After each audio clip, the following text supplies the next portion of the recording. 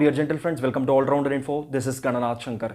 ఈరోజు ప్రపంచమే కోవిడ్ అనే ఒక వైరస్తో సతమతమైపోతుంటే, మరీ ముఖ్యంగా చెప్పుకోవాలంటే మన భారతదేశం యొక్క సిచ్యువేషన్ ఏ విధంగా ఎంత దారుణంగా ఉందో సపరేట్గా చెప్పాల్సిన అవసరం లేదు. మరి ఇటువంటి సందర్భంలో ఎక్కడో ఇజ్రాయిల్లో ప్యాలెస్తీన్లో జరుగుతున్న గొడవల గురించి మనం డిస్కస్ చేయాల్సిన అవసరం ఏంటి అని చెప్పి అడుగుతున్నారా? ఖచ్చితంగా డిస్కస్ చేయాలండి. బటర్ఫ్లై ఎఫెక్ట్ అని చెప్పి చెప్తూ ఉంటారు. ఎక్కడో జరిగే ఒక విషయం ఇంకెక్కడో దాని యొక్క రియాక్షన్ చూపిస్తుందని చెప్పి, కరెక్ట్గా బటర్ఫ్లై ఎఫెక్ట్ అని చెప్పి చెప్పను కానివ్వండి. సో ఈ అటాక్స్ వల్ల చాలా రకాలైన సమస్యలు ఉన్నాయి. అవి ఏంటి అన్న విషయం వీడియో చివరిలో మీకే అర్థమవుతుంది. సరే, ఏంటి ఈ గొడవ? ఈ గొడవకి కారణం ఏంటి? మన తాతల ముత్తాతల కాలం నుంచి కొట్టుకుంటున్నారని చెప్పి అడిగితే, తాతల ముత్తాతల కాలం కాదండి, వాళ్ళ తాతలు వాళ్ళ ముత్తాతలకి ముత్తాతల కాలం నుండి ఈ ప్రాబ్లం అనేది ఆ పర్టిక్యులర్ ప్రదేశంలో జరుగుతుంది. సుమారుగా 2000 సంవత్సరాల పై మాటే అని చెప్పుకోవాలి ఈ గొడవలకి కారణం.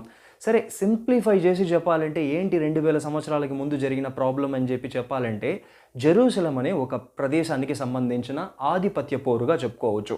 జెరూసలం మీరందరూ వినే ఉంటారు. జెరూసలం అనేది చాలా పవిత్రమైన ప్రదేశం. సరే, ఎవరికి పవిత్రమైన ప్రదేశం? క్రిస్టియన్స్గా. జీసస్ క్రైస్ట్ వల్ల క్రిస్టియన్స్కి అది చాలా పవిత్రమైన ప్రదేశమా అని చెప్పి అడిగితే, ఎస్, క్రిస్టియన్స్కి చాలా పవిత్రమైన ప్రదేశం. మరి క్రిస్టియన్స్కి మాత్రమే కాదు, ఇస్లాంకి కూడా చాలా పవిత్రమైన ప్రదేశం. ఎందుకంటే మొహమ్మద్ ప్రొఫెట్ యొక్క మూలాలు జెరూసలంలో ఉన్నాయని చెప్పి నమ్మకాలు ఉన్నాయి. సో వాళ్ళకి కూడా చాలా చాలా పవిత్రమైన ప్రదేశం. మరి జ్యూస్, సో వీళ్ళు కొలిచే అబ్రహాం ఇక్కడే పుట్టాడు, జెరూసలంలోనే పుట్టాడని చెప్పి వాళ్ళకి కూడా ఇది చాలా పవిత్రమైన ప్రదేశం. సో ఇలా 3 మతాలకి సంబంధించిన చాలా పవిత్రమైన ప్రదేశంగా పోల్చబడుతుంది ఈ జెరూసలం. సో ఇటువంటి జెరూసలం మీద ఎవరు ఆధిపత్యం చెలాయించాలి అన్న ఒక పోరు ఉండదా? సో ఆబ్వియస్లీ ఉంటుంది. ఈ పోరు ఎప్పటి నుంచో జరుగుతుంది. సరే, ఇప్పుడు రీసెంట్ పాస్ట్లో 2000 సంవత్సరాలుగానే కొట్టుకుంటూనే ఉన్నారు. మరి రీసెంట్గా కొన్ని సంవత్సరాల ముందు ఈ కల్లోలాలు అనేటివి మరి ఇంకొంచెం ఎక్కువగా పెరిగాయని చెప్పుకోవాలి. రీసెంట్గా ఎప్పుడు అని చెప్పి ఆలోచిస్తే, దీనికి కారణం ఎవరు అని చెప్పి అనలైజ్ చేస్తే బ్రిటిష్ వాళ్ళ దగ్గరకు వచ్చి ఆగుతుందండి. బ్రిటిష్ వాడికి ఈ ప్రదేశంలో జరుగుతున్న అల్లర్లకి సంబంధం ఏంటి? ఇజ్రాయేలోడు ప్యాలెస్తీన్ మీద దాడులు చేస్తున్నాడు, ప్యాలెస్తీన్ తిరిగి ఇజ్రాయెల్ మీద దాడులు చేస్తున్నారు, అంతే కదా. దీంట్లో బ్రిటిష్ వాడు ఎక్కడి నుంచి ఊడిపడ్డాడని చెప్పి చూస్తే, దీన్నే మనం చాలా క్లుప్తంగా అనలైజ్ చేయాల్సిన అవసరం ఉంది. బ్రిటిష్ వాడు ప్రపంచంలో ఎన్నో దేశాలని పరిపాలించాడండి, ఇన్క్లూడింగ్ ఇండియా. సరే, ఒక పర్టిక్యులర్ పాయింట్ ఆఫ్ టైంలో ఇంకా మీదట వీళ్ళని పరిపాలించలేము, ఇక్కడ రెవల్యూషన్స్ మొదలైపోయింది, ప్రజల్లో చైతన్యం వచ్చేసింది, వీళ్ళకి స్వాతంత్రం ఇవ్వాల్సిందే అని చెప్పి డిసైడ్ అయిన ఆ పర్టిక్యులర్ సిచ్యువేషన్లో ఈ బ్రిటిషర్ ఏం చేశాడంటే, అరే అక్కడ ఏంటి బలం, వీళ్ళ ఈ పోరాటానికి బలమైన కారణం ఏముంది అని చెప్పి ఒక విషయాన్ని చూసి దానిపైన ఒక రాయి వేసి దాన్ని చెల్లాచెదురు చేసి వెళ్ళిపోతాడు. మన ఇండియాలో కూడా అలాగే చేశాడు. ఏంట్రా వీళ్ళు ఇంత బలంగా పోరాడుతున్నారు, ఏంటి కారణం అని చెప్పి ఆలోచిస్తే, యూనిటీ. వీళ్ళు ఎన్నో మతాలుగా ఎన్నో కులాలుగా విడిపోయినా కూడా యునైటెడ్గా ఉన్నారా, స్వాతంత్రం అని వచ్చేసరికి భారతీయులుగా పోరాడుతున్నారు. సో ఇక్కడ ప్రాబ్లం ఏంటి? యూనిటీయే. దాన్ని దెబ్బకొట్టాలని చెప్పి ఒక చిన్న చిచ్చుబుడ్డిని వెలిగించి వెళ్ళిపోయాడు. ఆ చిచ్చుబుట్టి రిజల్టే బైఫర్గేషన్, ఇండియా పాకిస్తాన్, ఇంకా అనేక రకాలైన ప్రాబ్లమ్స్ని మనం ఇప్పటి వరకు ఫేస్ చేస్తున్నాం. దీనికి మూలం అదే. సరే, ఇదే విధంగా ఇక్కడ ప్యాలెస్తీన్ అండ్ ఇజ్రాయెల్ని కూడా మన బ్రిటిష్ వాడే పరిపాలించాడు. సో వాడు స్వాతంత్రం ఇచ్చేటప్పుడు ఏం చేశాడంటే, అక్కడ ఒక చిచ్చుబుడ్డిని వెలిగించాడు. ఆ చిచ్చుబుడ్డి ఏంటంటే బైఫర్గేషన్. అరే మిమ్మల్ని దేశాలుగా ప్రకటిస్తున్నాం, ఇది ఇజ్రాయెల్, పక్కనే ఇది ప్యాలెస్తీన్, ఆ వెంటనే మళ్ళీ ఇజ్రాయెల్, ఆ వెంటనే పక్కన ప్యాలెస్తీన్ అని చెప్పి ఏదో స్పీడ్ బ్రేకర్ని విడగొట్టినట్టు పక్కన ఏదో ఒక బార్డర్ లైన్ పర్టిక్యులర్గా ఒక షేప్ అనేది ఇవ్వకుండా ఎక్కడ పడితే అక్కడ కొట్టుకుంటారు అని చెప్పి తెలిసే విడగొట్టి దేశాలుగా ప్రకటించి వెళ్ళిపోయాడు. వెళ్ళిపోతూ ఇక్కడ చేసిన మరో ముఖ్యమైన విషయం ఏంటంటే, జెరూసలం అనేది మెయిన్ ప్రాబ్లం, చాలా డెలికేట్ అయిన ప్లేస్ ఇది. ఈ ప్లేస్ని ఏం చేశాడంటే, ఇది మీ ఇద్దరికి కామన్ అయిన ప్రదేశం, ఇది ఏ ఒక్కరికి సొంతం కాదు, ఇది ప్యాలెస్తీన్ వాళ్ళు వచ్చి ఇక్కడ ఉండొచ్చు, ఇజ్రాయెల్ వాళ్ళు వచ్చి ఉండొచ్చు, జ్యూస్ వాళ్ళు వచ్చి నివసించవచ్చు అని చెప్పి ఒక కామన్ ప్లేస్గా జెరూసలంని పెట్టేసి వెళ్ళిపోయాడు. మరి కామన్ ప్లేస్గానే ఉన్నిందా అని చెప్పి చూస్తే ఖచ్చితంగా కాదు. దాని గురించి ఇప్పుడు పోరాటాలు జరుగుతున్నాయి. సరే, ఇప్పుడు ఈ విషయానికి వద్దాం. ఈ విషయానికి వచ్చే ముందు, ఇప్పుడు గొడవలు జరుగుతున్నాయి కదా, ఈ విషయానికి వచ్చే ముందు మనం ఒక చిన్న విషయాన్ని ఇక్కడ అర్థం చేసుకోవాల్సిన అవసరం ఉంది. హమాస్ అనే ఒక సంస్థ అండి. ఈ సంస్థని కొంతమంది తీవ్రవాద సంస్థ అంటున్నారు, మరి కొంతమంది లేదు లేదు ఇది ప్యాలెస్తీన్ యొక్క ఫ్రీడమ్ కోసం ఏర్పాటైన ఒక ఆర్గనైజేషన్, ఇది ఒక మంచి ఆర్గనైజేషన్ అని చెప్పి ఒక గ్రూప్ చెప్తున్నారు. మరి ఇది మంచి ఆర్గనైజేషనో లేకపోతే టెర్రరిస్ట్ ఆర్గనైజేషనో మీకే వదిలేస్తున్నాను, నేను చెప్పే ఎక్స్ప్లెనేషన్తో మీకే అర్థమవుతుంది, మీకే వదిలిపెట్టేస్తున్నాను. సరే, ఈ హమాస్ అనే ఆర్గనైజేషన్ ఏం చేస్తారంటే వీళ్ళు పోరాడే మెయిన్ ఎజెండా ఏంటంటే ప్యాలెస్తీన్కి స్వాతంత్రం కావాలి. మరి ఎజెండాలో వీళ్ళు డిస్కస్ చేసే తీరు, స్వాతంత్రం ఏ విధంగా రావాలి అని కోరుకుంటున్నారు, హింస ద్వారానా అని చెప్పి ఆలోచిస్తే ఖచ్చితంగా హింసే.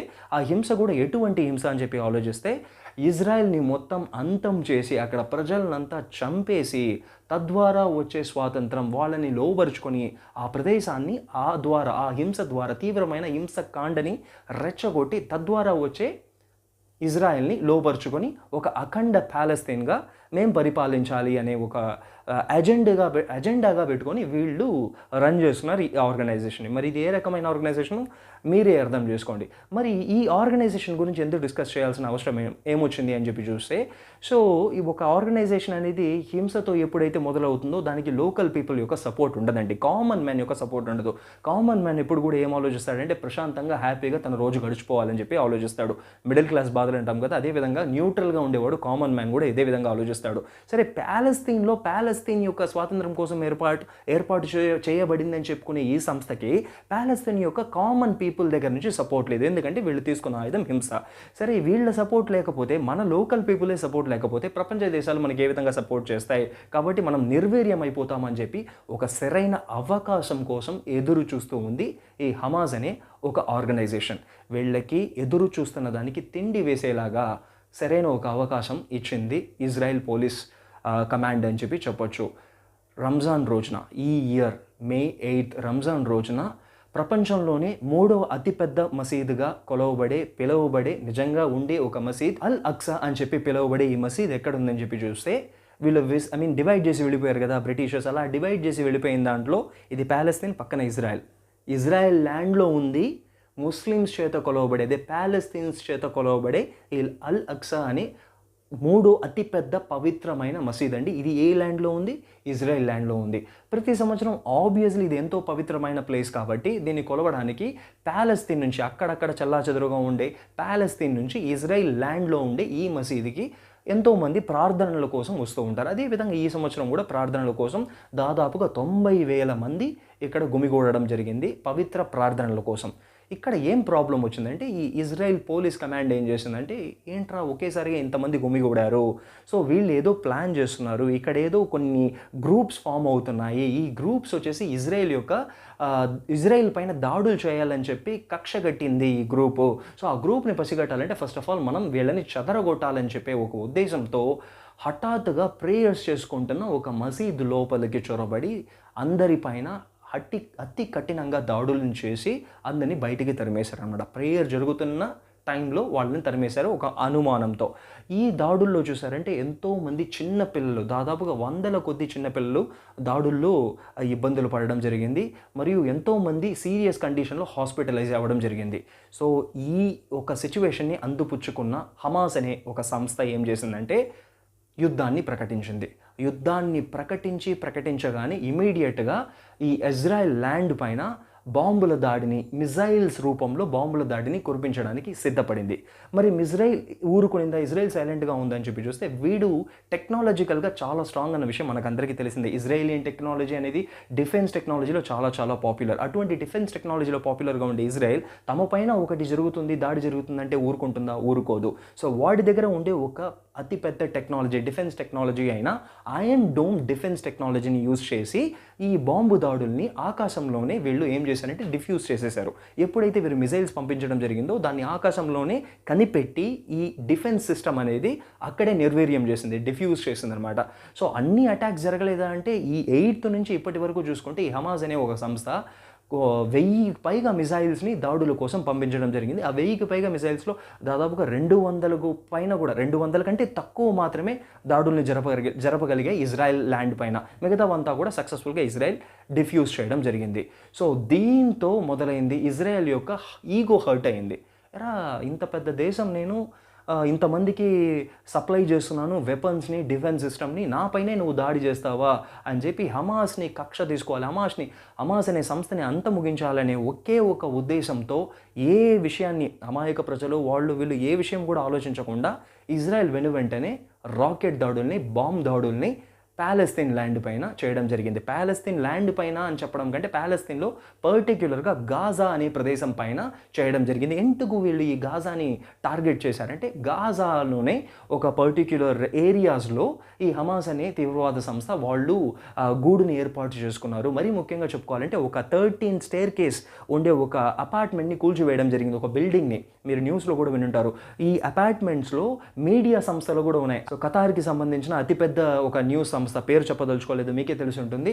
సో ఇలా అతిపెద్ద న్యూస్ సంస్థలన్నీ ఉండే ఒక బిల్డింగ్. సో మీడియా ఎక్కడైతే ఉందో అక్కడ కూడా మనం ఆఫీస్ పెట్టుకుంటే సేఫ్గా ఉంటాం అనే ఉద్దేశంతో ఈ హమాస్ సంస్థ కూడా ఇక్కడ ఆఫీస్ని, స్థావరాన్ని ఏర్పాటు చేసుకున్నారు. సో వాళ్ళని అటాక్ చేయడం జరిగింది. దాంట్లో ఈ మీడియా సంస్థలు కూడా ఆఫీసెస్ కూడా డెస్ట్రాయ్ చేయడం జరిగింది. ఈ హమాస్ అనే ఈ సంస్థ ఉన్నారు కదా, వీళ్ళు ఎక్కడో ఒక ప్రదేశంలో ఉండరండి. వీళ్ళకి సేఫ్టీ పబ్లిక్లో కలిసిపోతారు. పబ్లిక్లో కలిసిపోతేనే మనకు సేఫ్టీ, మన పైన అటాక్ జరగదనే ఉద్దేశంతో పబ్లిక్లో కలిసిపోయి అక్కడక్కడ ఉండడం జరుగుతుంది. సో అలా పబ్లిక్తో కలిసిపోవడం వల్ల, వీళ్ళ హమాస్ని టార్గెట్ చేయడం వల్ల ఇక్కడ ఎంతోమంది అమాయకపు జీవితాలు కూడా బలైపోతున్నాయి. ఎంతోమంది పిల్లలు చనిపోవడం జరుగుతుంది. ఎంతోమంది ముసలి వాళ్ళ దగ్గర నుంచి అమాయకులు, బ్రతకాలి అనే కోరిక ఉండే అమాయకులు చనిపోవడం జరుగుతుంది. సో ఇప్పుడు ఫైనల్గా దీనికి సంబంధించే ప్రపంచమంతా కూడా ఈ హ్యాష్ ట్యాగ్స్ ద్వారా సపోర్ట్ ఇవ్వడం అనేది చాలా పాపులర్ అయింది. దీనికి సంబంధించినంత వరకు కూడా 2 హ్యాష్ ట్యాగ్స్ని క్రియేట్ చేయడం జరిగింది. ఒకటేమో hash tag I support Palestine, ఇంకొకటేమో hash tag I support Israel. So మరి దేన్ని మనం సపోర్ట్ చేయాలి? ప్యాలెస్తీన్ని సపోర్ట్ చేయాలా లేకపోతే ఇజ్రాయెల్ని సపోర్ట్ చేయాలా? ఇక్కడే నేను స్టార్టింగ్లో చెప్పిన ఒక విషయం దాగుందండి. అదే దీని గురించి మనం ఎందుకు డిస్కస్ చేయాలి అని చెప్పి చూస్తే బటర్ఫ్లై ఎఫెక్ట్ని గుర్తుపెట్టుకోండి. ఎక్కడో జరుగుతున్న ఒక విషయం ప్యాలెస్తీన్ని మనం సపోర్ట్ చేసినా లేకపోతే ఇజ్రాయెల్ని మనం సపోర్ట్ చేసినా, ఫర్ ఎగ్జాంపుల్ ప్యాలెస్తీన్ మీద దాడులు జరుగుతున్నాయి కాబట్టి ప్యాలెస్తీన్ని నేను సపోర్ట్ చేస్తానని చెప్పి hash tag I support Palestine అని పెడితే దానికి ఇండైరెక్ట్గా మనం ప్యాలెస్తీన్ ఇజ్రాయెల్ పైన అటాక్ చేయడానికి మ్యాచ్ బాక్స్ వెలిగించిన వాళ్ళం అవుతామండి. మనం ఇగ్నైట్ చేసిన వాళ్ళం అవుతాం. కమాన్, నువ్వు దాడి చేయి, నీకు నేను సపోర్ట్ చేస్తున్నాను, ప్రపంచంలో ఇంతమంది సపోర్ట్ ఉందని చెప్పి హింసకి మళ్ళీ మనం హింసని సపోర్ట్ చేసే విధంగా అవుతుంది. సరే, ఐ సపోర్ట్ ఇజ్రాయెల్ అంటే సరిపోతుందా, బాగుంటుందా, మరి వీడే కరెక్టా అని చెప్పి ఆలోచిస్తే ఆబ్వియస్లీ ఇది కూడా హింసే కదా.